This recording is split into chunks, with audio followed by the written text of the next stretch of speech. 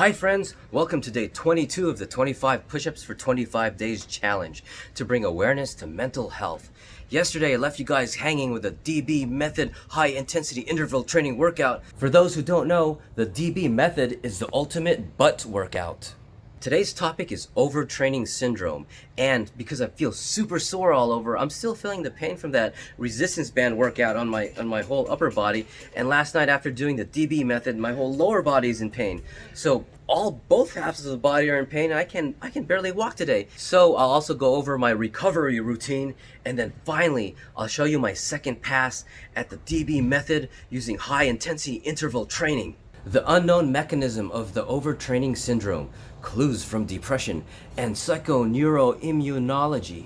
When prolonged excessive training stresses are applied concurrent with inadequate recovery, performance decrements and chronic maladaptions occur.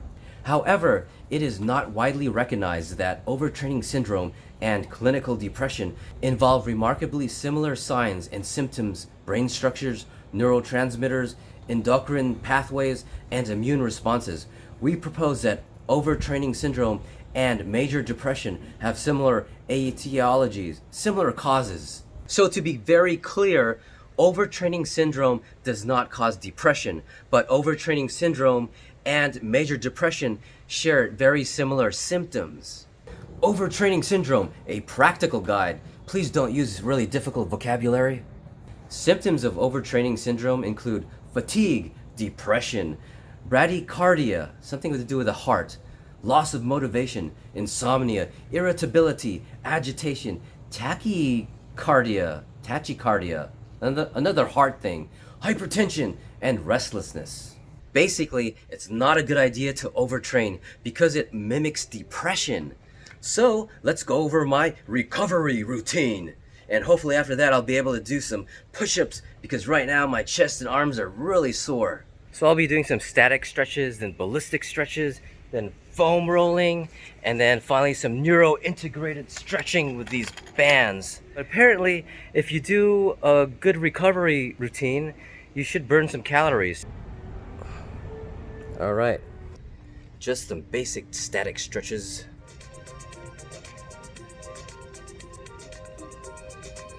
I'm doing about 60 seconds for each static stretch. And some ballistic stretching to get your joints in the full range of motion. Actually, this ballistic stretching is great with music.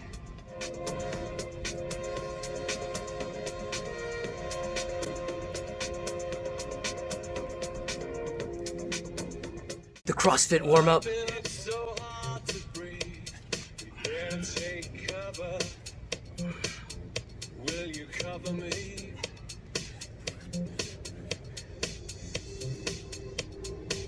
My favorite is a shoulder stretch on a foam roller.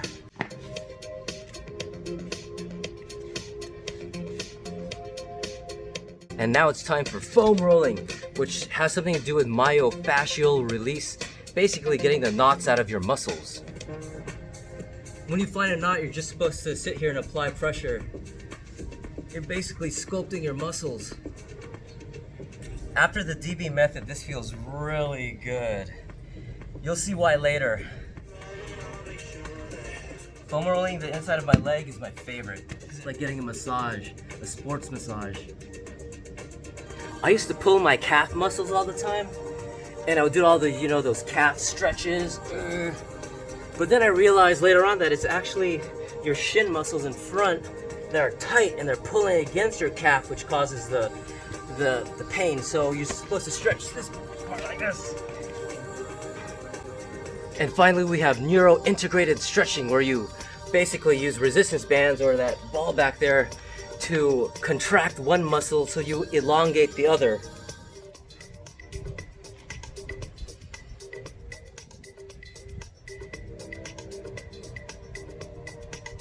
This is my favorite stability ball stretch.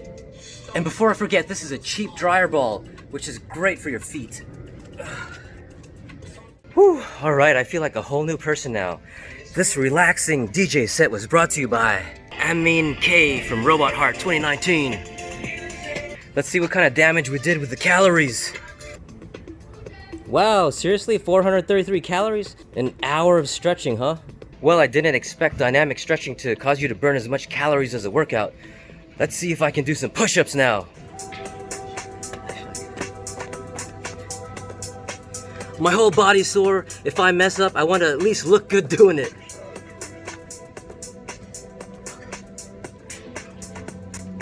One, two, three, four, five, 6, 7, 8, 9, 10.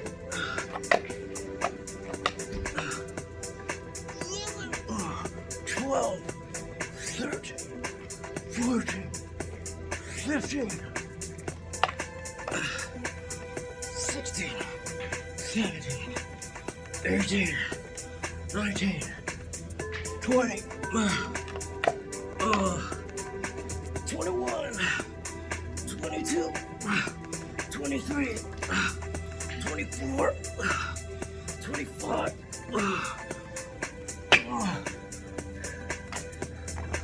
What's up? Finally, it's time to show you my DBMethod workout I did yesterday.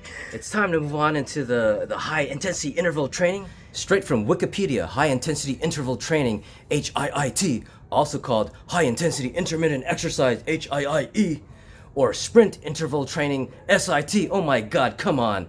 Is a form of interval training, a cardiovascular exercise strategy, alternating short periods of intense anaerobic exercise with less intense recovery periods, until too exhausted to continue.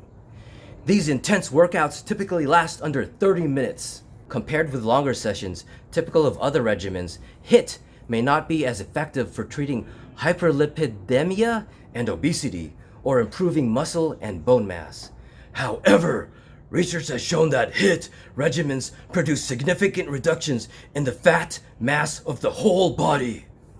Yeah, I like the sound of getting rid of some of that body fat. Physiological responses during interval training with different intensities and duration of exercise. Generally, exercise intensities for interval training are in the range of 70 to 100% of O2 max oxygen. Short intervals of 30 and 30 seconds and long intervals of 3 and 3 minutes are the two most common extremes of interval training durations used by endurance athletes. The primary benefit of interval training is believed to be the volume of high-intensity exercise that can be accomplished. In conclusion, this study revealed that interval training duration of 30 seconds in comparison to 3 minutes allowed the athlete to perform a longer session with a higher total O2, oxygen. The study also indicated that a sub-maximal intensity of 90% of the MPO, maximum power output, allowed the athlete to perform a longer session with a higher total oxygen than interval training duration performed at 100% maximum power output. So I believe what the conclusion is trying to get across is that you're better off doing a 30-second intense work with 90% power and 30 seconds rest, 30 seconds work, 30 seconds rest for maybe, let's say, 30 minutes, versus doing 3 minutes of like as hard as you can, and then 3 minutes of rest, and 3 minutes as hard as you can for a span of 30 minutes. So you're better off doing it in 30-second increments. And by doing that, you're allowed to go for longer sessions and at a higher O2 level. Whew. High intensity intermittent exercise and fat loss. When comparing high intensity interval exercise and steady state aerobic exercise, they found that after 24 weeks, subjects in the high intensity exercise group lost more subcutaneous fat as measured by skin folds compared to a steady state exercise group. So what they did was they compared a HIIE program for 15 weeks with 3 weekly 20-minute HIIE sessions in young women, which consisted of a 8-second sprint followed by 12 seconds of low intensity cycling. Then another group of women carried out an aerobic cycling protocol that consisted of steady state cycling at 60% VO2 max for 40 minutes. So the results showed that the women in the high-intensity interval exercise group lost significantly more subcutaneous fat, 2.5 kilograms. What is that? 2.5 kilograms is exactly 5.51156 pounds. Whoa, Batman, thanks, you're a lifesaver. Yeah, so the high-intensity interval exercise group lost 5.5 pounds than those in the steady-state aerobic exercise program. What it's trying to say is that high-intensity interval exercise will allow you to lose about 5.5 pounds of fat, like this thing right here. This is a 6-pound medicine ball, and it's backwards because we're on mirror mode. It is possible that the greater abdominal fat of men may demonstrate greater reductions after high-intensity interval exercise. A study involving older type 2 diabetic males found that after 8 weeks of high-intensity interval exercise, no change in body mass occurred. Uh-oh. However, abdominal adiposity was decreased by 44%. A 48% reduction in visceral fat measured by MRI compared to an 18% decrease in subcutaneous fat following an exercise regimen consisting of steady-state exercise 2 days per week with high-intensity interval exercise 1 day a week for 8 weeks in type 2 diabetic men and women. So basically, high-intensity interval exercise done a few times a week can actually result in losing that abdominal fat and get you some abs. Possible mechanisms underlying the HIIE-induced fat loss effect include increased exercise and post-exercise fat oxidation and decreased post-exercise appetite. Towards the end of an high-intensity interval exercise session that consists of numerous repeat sprints, an inhibition of anaerobic glycogenolysis occurs and ATP resynthesis is mainly derived from PCR degradation and intermuscular triglycerol stores. Okay, no more research papers because my brain's gonna explode. Alright, now it's time to get to work. I'm gonna do a high-intensity interval training exercise on that DBMethod, and let's see how that compares to when I did it the first time. Today I think we'll do some robot heart again for some happy tunes. Let's try this one. Workout. Boom. It begins. 30 seconds. Starts in 10 seconds. So I learned a few things. This time around I'm gonna try to keep my shoulders back and my back straight to get more of a core workout. I'm also going deeper into the squat.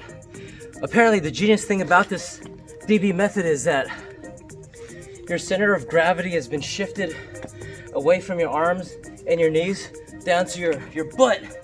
So that's how you get the bigger butt with the butt workout on the DBMethod. 26 minutes out of the 30 minutes remain. I'm already feeling the burn. I had to take my hat off.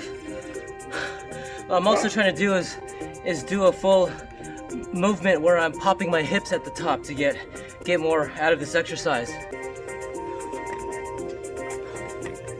All right, I'm at minute 24, and already I've had to slow my pace down because this is working my legs out. Oh my gosh. All right, 16 minutes have gone by, and approximately there's about 220 pounds of resistance on that piston thing right there. Whew. 15 minutes have gone by. I'm doing it approximately 90% of maximum power output in 30-second increments. 30 seconds work and 30 seconds rest. High interval intensity training, man. Oh my God, only halfway there.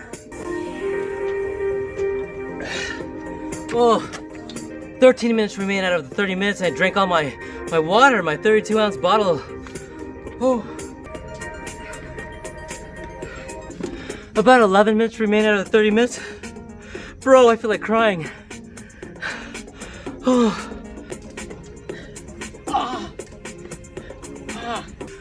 3 minutes remain. I feel like my mouth is permanently stretched open because I'm not getting enough oxygen breathing through my nose. I need to breathe through my mouth.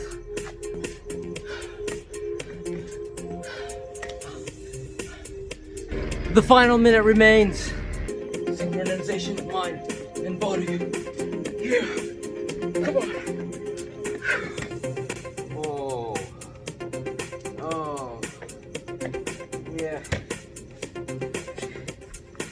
Oh. Okay. Timer's up. 300 calories, 130 beats per minute, cardio. Woo! Very nice, 300 calories. That's like a junior bacon cheeseburger. If it doesn't get all over the place, it doesn't belong in your face. I'm gonna do some recovery rollout foam rolling recovery right now, and then I'll give you my final thoughts. Alright guys, so it looks like high intensity interval training really makes a difference. Check this out. I burned 308 calories, but I was in 53% of my workout was in the peak state. That means I was burning fat versus the first time I did the DBMethod here on Wednesday, where I burned 270 calories, and I was more doing it, figuring it out, doing it more leisurely. So now we have 2 data points on the DBMethod, and it's clear that with high intensity interval training, you do actually get into a higher peak heart rate, and therefore you're burning more fat. So if you're one of those people that are probably, doing a leisurely jog or bike ride for an hour or 2 and you can't figure out why you're not losing that belly fat, it's because you really need to integrate high intensity interval training. Not to say that a leisurely jog or bike, there's nothing wrong with that. It's actually really great for your psychology, your mental health. But if you want to start like getting ripped, then you're going to need to integrate this 30 seconds on and of work and then 30 seconds of rest, like little sprints for half an hour. It does take a lot of motivation. For that, you'll have to look at my previous videos about caffeine, the 2-minute rule, and the 40% rule. Those should help you with motivation and doing the high intensity interval training tongue twister. Peace out, man. See you tomorrow.